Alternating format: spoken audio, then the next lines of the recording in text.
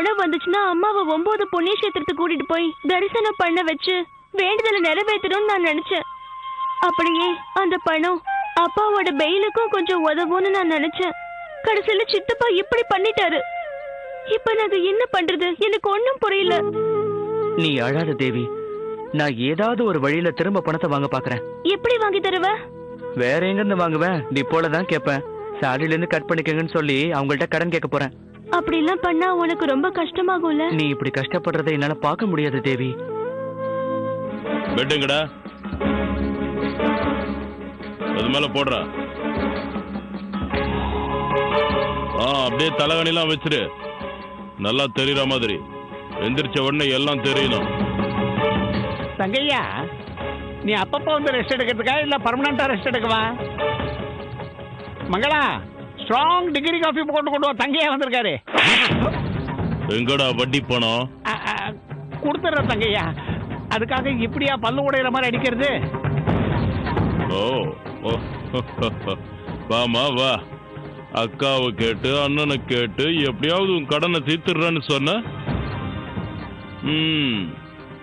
ஜாடிக்கேத்த மூடி எப்படியாவது திருப்பி கொடுத்துடுறேன்னு சொன்ன. ஞாபகம் இருக்கா? நீங்க கொடுக்காம இழுத்தடிக்கிறதுனாலதான் நான் இந்த வீட்டுக்கு கட்டுலோட வந்திருக்கேன். கீழே படுக்கிறது உடம்புக்கு அவ்வளவு நல்லதில்ல. நீங்க சாப்பிடுற சாப்பாடு வேற, நாங்க சாப்பிடுற சாப்பாடு வேற. இந்த சாப்பாடு உங்க உடம்புக்கு ஒத்துக்காது. இப்ப கிளம்புங்களேன். அதெல்லாம் முடியாது. எவ்வளவு வருஷம் காத்திருந்த, இனிமே என்னால காத்திருக்க முடியாது. எனக்கு ஒண்ணும் பணம் சும்மா வரலடா. எவ்வளவு வாட்டி ஏமாத்துன, இனிமே ஏமாற நான் தயாரா இல்ல. நீ என்னோட வட்டி பணத்தை என்கிட்ட கொடுக்கற வரைக்கும் இன்னையில இருந்து இதுதான் என்னோட வீடு. எங்க அப்பா என்ன இவருக்கு கட்டி கொடுத்ததுக்கு பதிலா கணத்துல புடிச்சு தள்ளி விட்டுருக்கலாம். அடுத்த ஜென்மத்திலயாவது எனக்கு நல்ல புருஷனா கிடைக்கணும். யாருக்கிட்டையும் முகத்தை காட்ட முடியல. எத்தனை பேருக்கு தான் நான் பதில் சொல்றது? இதெல்லாம் கடன் வாங்கறதுக்கு முன்னாடியே தெரிஞ்சிருக்கணும். முதல்ல என் வட்டி பணத்தை கொடு, அதுக்கப்புறம் உட்கார்ந்து அழு. அந்த அழு யாருன்னா? அவர்தான் கும்பக்கார தங்கையா, எங்க அப்பாவுக்கு கடன் கொடுத்தவரு. வட்டி பணத்தை எப்படா கொடுக்கற? இல்லைன்னா உன தெருவில் இழுத்து மானத்தை வாங்கிடுவேன். கொடுத்துறேன் தங்கையா. வீட்டுல எங்க அண்ணியா அவங்க பொண்ணும் இருக்காங்க. அவங்க முன்னாடி என்ன அவமானப்படுத்தாத. கண்டிப்பா உன் பணத்தை நான் திருப்பி கொடுத்துறேன். மகளா, நீ சொல்ல. முதல்ல நீங்க அவருக்கு பணத்தை திருப்பி கொடுங்க, அதுக்கப்புறம் நான் அவர்கிட்ட பேசிக்கிறேன். இவர் இந்த வீட்டை விட்டு வெளியில போற வரைக்கும் நான் இந்த வீட்டுக்குள்ள காலடி எடுத்து வைக்க மாட்டேன். அம்மா, நீ அழாதம்மா. இந்த கடனை கட்டுற கடமை என்னோடது. அந்த தங்கையா கிட்ட நான் பேசுறேம்மா. உன்னை கையெடுத்து கும்பிடுறேன்டா. நீ உங்க அப்பா மாதிரி கடனாளியா? இவர் தானே வாங்கினாரு, இவரே சமாளிக்கட்டும். நீ பேசாம இரு.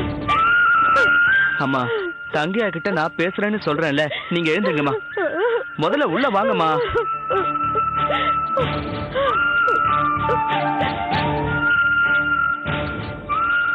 தங்கையா அண்ணன், உங்க வட்டி பணம் எவ்வளவு பாக்கி இருக்குன்னு சொல்லுங்க, அதை நான் செட்டில் பண்றேன்.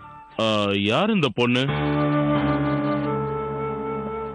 என் தங்கச்சி தேவி. உனக்கு ஜூஸ் போட தெரியுமாமா? தெரியும். போய் ஜூஸ் போட்டு கொண்டு வா. அவ எதுக்கு அதெல்லாம் செய்யணும்? வீட்டுக்கு வந்து உங்களுக்கு கொடுக்க வேண்டாமா? வாங்கினீங்கள கை நீட்டி பணம், அவனை கேளு. கொஞ்சம் மரியாதையா பேசுங்க. சரிங்க சார், நீங்க போங்கம்மா. இத பாருங்க, நான் கேசநாதனுடைய டிப்போல தான் வேலை பார்த்துட்டு இருக்கேன். அவர்கிட்ட நான் அட்வான்ஸ் வேணும்னு கேக்குறேன். அவர் கண்டிப்பா கொடுப்பாரு. உங்களோட வட்டி பணத்தை நான் நிச்சயம் செட்டில் பண்ணிடுவேன். தயவு செஞ்சு என் பேச்சை நம்புங்க. உங்க அப்பா இப்படி சொல்லிதான் கைய விரிச்சிட்டான். உங்க அம்மாவும் சொன்ன வார்த்தையை காப்பாத்தல. இப்போ உன்ன நம்பணுமா? நான் அந்த மாதிரி ஆள் கிடையாதுங்க. இல்லனா இப்பவே என் பின்னாடி வாங்க. நான் யாரோட டிப்போவுக்கும் வரமாட்டேன். அங்க வந்தாலும் இதே கதை தான் சொல்லுவீங்க.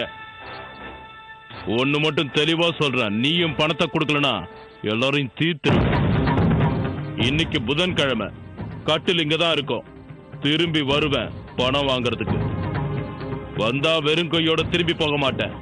வந்ததுக்கு அப்புறம் பணத்தோட தான் திரும்பி போவேன். அப்படி இல்லைன்னா ஒருத்தருக்கு பதிலா 2 பேர் இருக்காங்க, தூக்கிட்டு போயிடுவேன்.